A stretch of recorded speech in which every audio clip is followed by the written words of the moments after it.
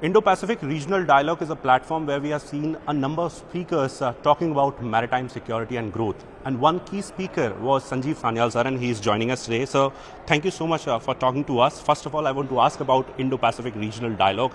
We have seen you stressing on maritime connectivity and a number of issues that need to be resolved right now. If you can talk to us about the importance of this particular dialogue or the platform that we have, where we have a number of speakers talking about maritime connectivity. See, IPRD is an important platform because it's part of breaking out of a problem that India has. We are surrounded on all sides by the ocean, but we have this strange sea blindness that, whether it's the way we think of our history or the way we make policy, we simply do not think of the maritime linkages. This is something that in recent years we have tried consciously to break out of. And so IPRD is an important part of that. As you may be aware, we are currently celebrating the National Maritime Week. There are events happening all over the country. I've just come from an event in Mumbai. So there is an effort deliberately to build a national maritime consciousness. Now, of course, the Indian Navy plays a big role in that.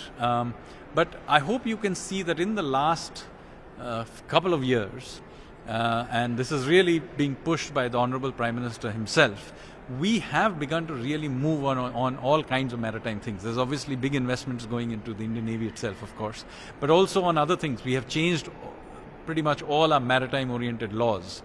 There are all these ship ownership, ship flagging laws are outdated. We have changed those just last year. We have got this huge 70,000 crore package that we put in place for shipbuilding. We are building a big port just north of Mumbai in Vadhavan, which when it's done will be bigger than all our current ports put together. We're looking to do something similar on the eastern coast as well. We have given ships infrastructure status so that they can get financing. If there are other major issues, please let me know. We will look at those as well. The idea here is to really build up our maritime sector in a way that we simply would not have imagined till very recently.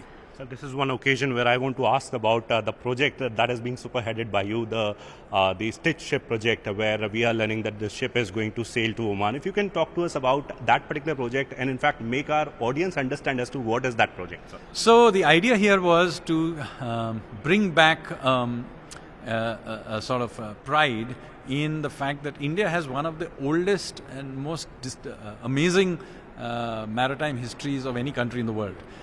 This is not just about Chola voyages in the 11th century. It goes back a lot older than that. Whether the Pallavas, the Chalukyas, going back all the way to the Harappan period, when Indian merchants were sailing to the Middle East 5,000 years ago. So this is a really amazing history. Unfortunately, this history is somehow not taught to us, and we just, the average Indian is simply not conscious of it.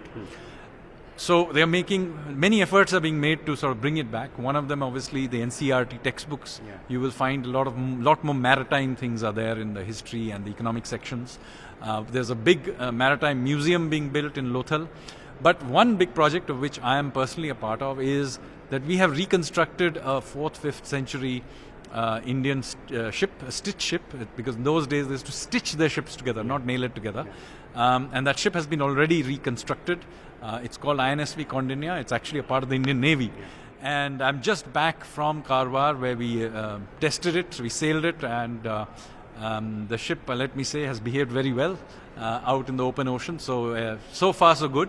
And the idea is that once we have become reasonably comfortable in the next few weeks, maybe in December we will attempt to do an actual ship sailing, an ocean expedition to Oman to see how, to demonstrate that, these kinds of ships were capable of making those voyages. And assuming that the Oman expedition goes well there, we are thinking also maybe next year we will attempt to recreate the Bali Jatra from Kalinga. So from Odisha we will try in maybe Kartik Purnima of 26 to sail it all the way to the island of Bali, literally recreating the Bali Jatra.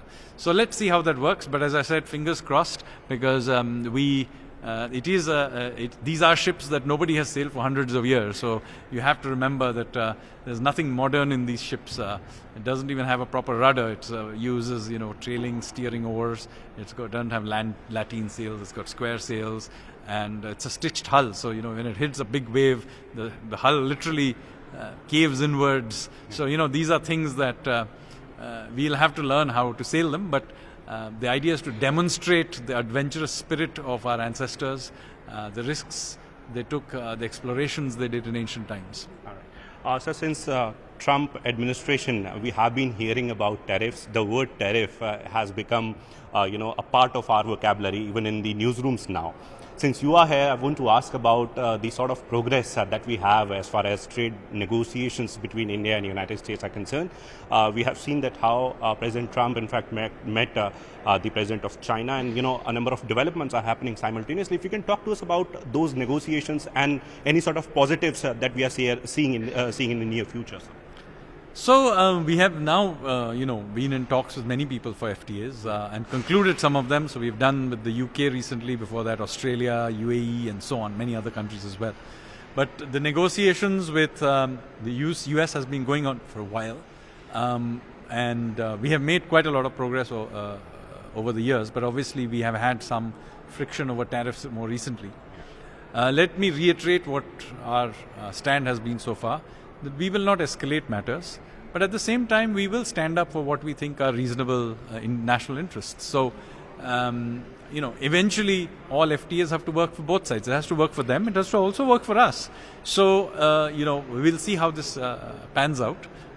Just today, President Trump did make a statement which suggested that things have moved forward. But as I said, we will try to make this happen in a way that works for us as a country. Thank you so much for your time, sir.